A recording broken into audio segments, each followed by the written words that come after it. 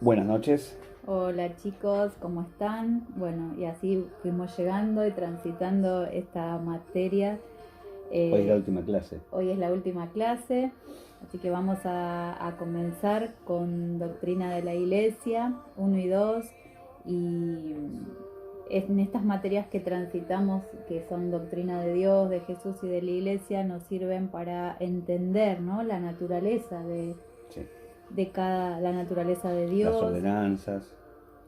la naturaleza de Jesucristo, cómo era, nos muestra, y hoy vamos a ver también la naturaleza de la iglesia, cómo se creó, cuáles son las ordenanzas, cuál es nuestro propósito, ¿no? Nosotros Cómo ilustra la palabra o la Biblia, cómo ilustra cómo es la iglesia, por qué representa cada cosa. como que hace una descripción, ¿no? Claro. Y Y el destino, o sea, el fin por el cual el Señor dio su vida, ¿no? Que al margen que principalmente dio su vida por nosotros. amén. Eh, Podríamos empezar definiendo, ¿no?, ¿Qué es iglesia? qué es la iglesia. Y es una congregación. En la antigüedad la iglesia estaba perseguida, estaba prohibido las reuniones, entonces se hacían en las casas, por eso la palabra dice, si dos o más se reúnen en mi nombre, yo estaré con ellos y ellos conmigo. Claro, podemos decir que cuando una vez que parte Jesús, ¿no?, que asciende, Sí. le da una ordenanza a sus discípulos y a la gente que lo seguía, que esperaran en el derrame del Espíritu Santo, que no se Claro. fueran de Jerusalén, que se quedaran. Esto lo podemos ver en Hechos de los Apóstoles, en el capítulo 2, cuando estaban todos los En el apóstoles aposento alto. reunidos esperando, no sabían bien qué era lo que esperaban, Claro. como que todavía no habían tenido la revelación, habían Pero caminado. tuvieron fe y confiaron en su palabra y hicieron caso a lo que Dios les Eso, dijo. Principalmente que lo que nos cuesta tanto a los seres humanos, obedecer reglas, esperar. claro, Jesús les había dicho en la última cena, ¿no?, y les venía diciendo que tenían que quedarse todos juntos al derrame y que era necesario que él ascendiera porque el que venía detrás de él era el que les iba a venir el Consolador, refiriéndose al Espíritu Santo, y los apóstoles no lo entendían bien. Claro, porque el Espíritu Santo iba a estar dentro de cada uno, como bueno, está dentro Como de cada está uno de nosotros. El Señor decía que era necesario irse para que venga el Espíritu Santo, que iba a poder estar en todas partes, no como él que estaba donde estaba físicamente en un lugar, ¿no? Y entonces el Señor les da una ordenanza y les dice que se queden en Jerusalén hasta recibir la llenura del Espíritu. Esto se da el día del Pentecostés. el día del Pentecostés, cuando estaban todos reunidos los 120. en el aposento alto, que ahí podemos tomar como ese el inicio Sí, de la fue primera la primera iglesia. reunión, se toma eso como la primera reunión. Exacto, ¿no? Y después la palabra iglesia, después esa iglesia que primeramente no tenía, como decías antes, no tenía un espacio físico, sino que era una reunión de los fieles que se iban reuniendo de casa en casa a transmitir y a hablar, ¿no? Como hoy, por ejemplo, cuando charlábamos esto, pensábamos que hoy, por ejemplo... Hoy se toma la iglesia como el cuerpo de Cristo. Sí, y hoy que no hay un lugar físico para reunirnos, nosotros, hoy somos iglesia. este espacio entre nosotros somos dos, iglesia. estamos formando una iglesia, ¿no? ¿Y por qué el cuerpo de Cristo? ¿Sí? El Señor es muy sabio, ¿no? Él es la cabeza, como dice en la palabra, nosotros somos el cuerpo. ¿Por qué el cuerpo? Porque a veces uno se siente más, se siente menos, yo qué voy a hacer, yo qué no voy a hacer. Y un dedo es tan importante como una mano, como el brazo, como el codo, como el hombro. Cada uno, cada miembro de la iglesia es una parte del cuerpo y es necesario. Hasta lo más chiquitito que uno pueda hacer es necesario. Por eso somos el cuerpo. Y la cabeza es la que nos dirige, la que dirige todo. Claro, también podemos decir que la iglesia forma parte del templo de Dios, esto que decíamos antes, ¿no? El templo es el lugar físico donde nos reunimos, pero por eso, como nos viene predicando tanto nuestro pastor Osvaldo, ¿no?, que dice que en estos tiempos nosotros somos la iglesia, no tenemos el templo, pero la iglesia sí, y acá donde a veces nos confundimos, es que nosotros, ¿no? la iglesia somos todos nosotros. El templo es una construcción, es un lugar físico donde aprovechamos para reunirnos, alabarlo, adorarlo. Pero la iglesia somos cada uno, de hecho somos cada cuerpo en particular es el cuerpo, es el templo del Espíritu Santo, por eso debemos cuidarlo, ¿no? Amén. Y también podemos decir que la iglesia es la esposa de Cristo. Sí. Cuando hablamos de esposas o esposos, ¿no? A veces nos cuesta entender por qué a la iglesia se la llama o se nos llama la esposa de Cristo. Y yo creo que hace una alegoría lo que es el noviazgo y el matrimonio, que la fidelidad de la esposa y del esposo esperando el día del casamiento. Nosotros esperamos el día del arrebatamiento. Somos fieles para que el día que el Señor venga, Él nos lleve y no nos encuentre durmiendo, como dice en la palabra una parte de las doncellas, de las novias, esperando que si no esperaban despiertas. Lámpara así del aceite. Claro. Y creo que también cuando se hace mención a la esposa tiene que ver con el amor. El amor, la fidelidad, ¿no? Cuando hablamos de esposos, ¿no? ¿Qué prima entre los esposos? La fidelidad, el amor, el respeto. Y creo que nosotros como iglesia tenemos que tener eso. El Señor nos está, en su inmensa sabiduría, nos está alertando, nos está como direccionando y explicando cómo tiene que ser la relación de sus fieles para con Él. De hecho, Él dio su vida por la esposa, por nosotros. Claro, y también podemos decir que la esposa, cuando estudiamos la Biblia, cuando habla de la relación de matrimonio, la esposa dice que debe estar sujeta a la cabeza, que es el marido, y en esto Jesús nos viene a decir que la iglesia tiene que estar sujeta a la cabeza, y la cabeza de Jesús, siempre la mirada tiene que estar de todos los fieles, tiene que estar puestos los ojos, tiene que estar puestos en Jesús. Sí, sobre todas las cosas. Tenemos que estar siempre mirándolo a Él, ¿no? Porque los hombres podemos fallar, vamos a fallar, todos vamos a fallar. Todos fallamos. Pero si nuestra mirada, la iglesia como conjunto de personas que tienen un propósito, que es estar direccionados por el Señor y escuchando y orando y estando. Él nunca falla. Él no va a fallar nunca. Entonces ahí jamás vamos a estar decepcionados. Exacto. Jamás vamos a tener que criticar, hablar, murmurar, porque nuestros ojos van a estar puestos siempre en el Señor, que siempre es la está cabeza. al lado nuestro, siempre, siempre. Y Jesús también dejó ordenanzas para la iglesia, ¿no? Dos, básicamente, el bautismo y la Santa Cena. Y el bautismo, todos sabemos que es esa inmersión en las aguas que nos marca la aceptación, ¿no? Nosotros cuando nos bautizamos entregamos. Aceptamos a Jesús como nuestro Salvador. Y aceptamos. Y dejamos el viejo hombre y nos convertimos en nuevas criaturas. Y somos transformados. Sí. Y la Santa Cena es la conmemoración que se hace, ¿no? Cuando Jesús hace la Santa Cena con sus discípulos. La última cena. Jesús le dice que conmemora el pan y el vino, ¿no? Que como después sabemos... el pan es el cuerpo y el vino es la sangre que fue derramada en la cruz por nosotros. Exacto, y nosotros lo conmemoramos en catedral, se conmemora una vez por mes, y hay una ordenanza, algo que nos encanta, ¿no? En la Biblia dice que cuando Pablo, lo van a ver también en el texto que le vamos a pasar, cuando Pablo veía en las iglesias, ¿no? En Corintios, Efesios y todo, veía que mucha gente después de la Santa Cena fallecía. Se moría. Y Pablo dice, bueno, ¿qué es lo que estaba pasando? La Santa Cena no es algo que se pueda tomar a la ligera, ¿no? Es la renovación de nuestro pacto con el Señor. Aclaremos que hoy en día no es que no se van a morir, pero yo también lo tomo como una alegoría, ¿no?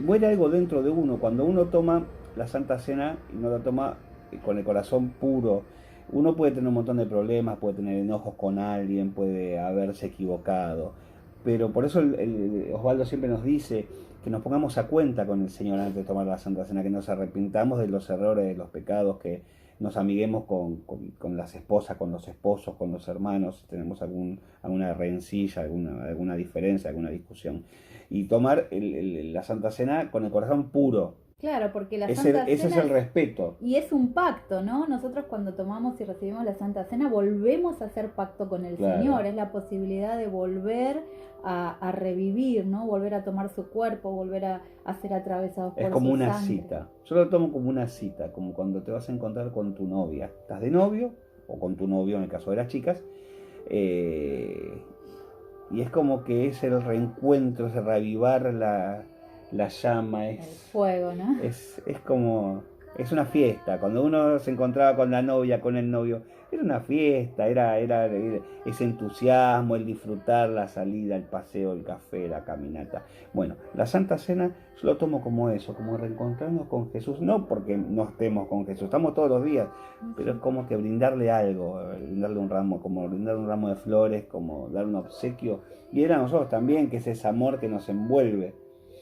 Y es volver a tomar ese compromiso nuevamente, Sí, desde ¿no? ya, El desde empujoncito ya. para volver a aferrarse.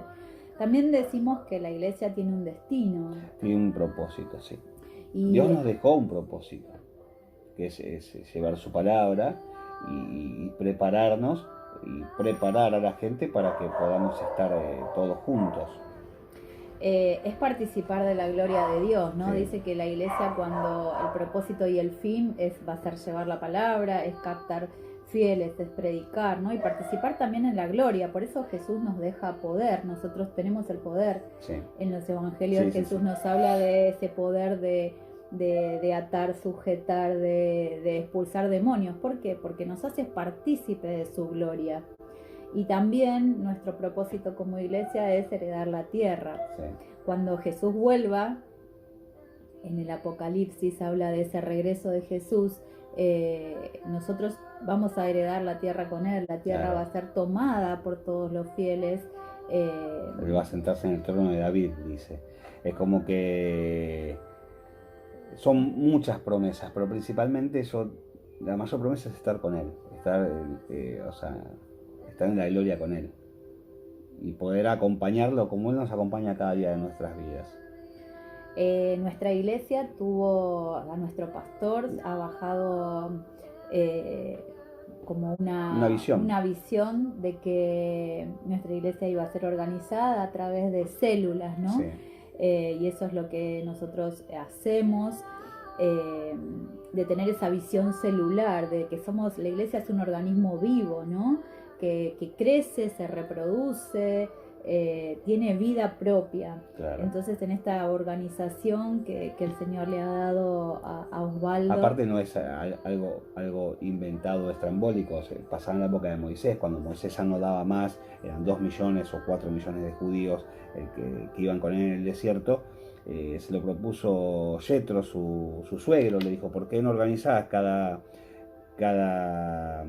por cada tribu pones un líder y él se ocupa de las cosas, y cuando algo es más importante o supera la autoridad del líder de esa tribu, obviamente vienen a vos, así no tenés que ocuparte de cada detallito y puedes cuidar a cada persona como corresponde, claro. ¿no? Y esta es la otra parte que vamos a ver, que cómo está formada la iglesia, ¿no? La iglesia está formada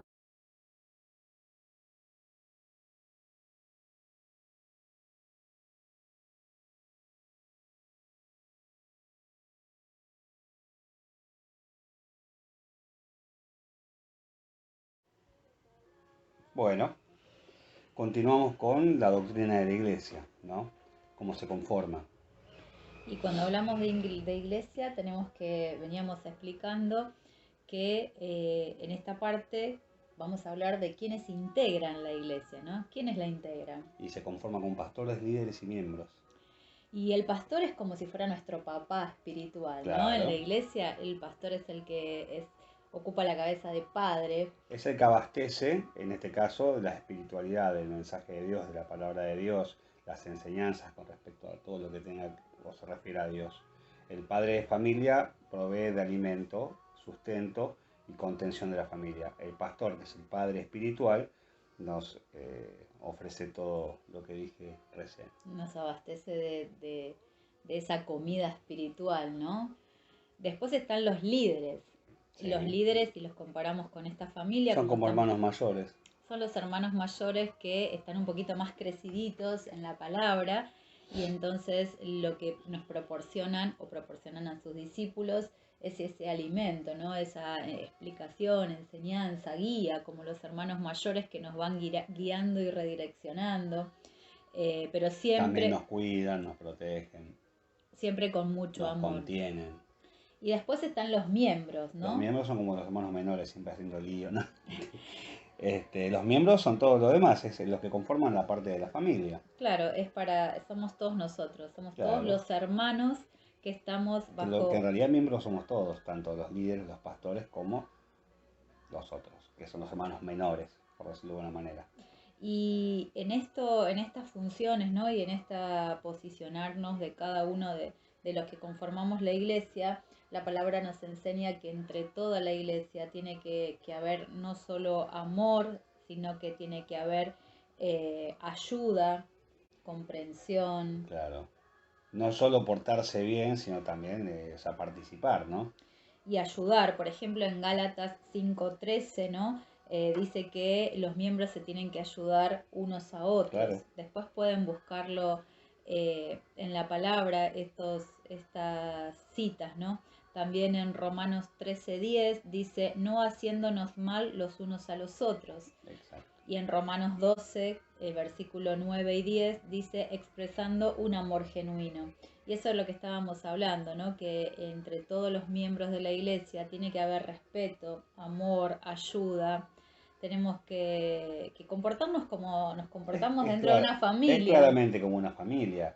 Cada uno tiene que colaborar para el bien común. Y el Exacto. bien común es que todos estemos bien. Lo que buscan los padres con los hijos es que estén todos bien.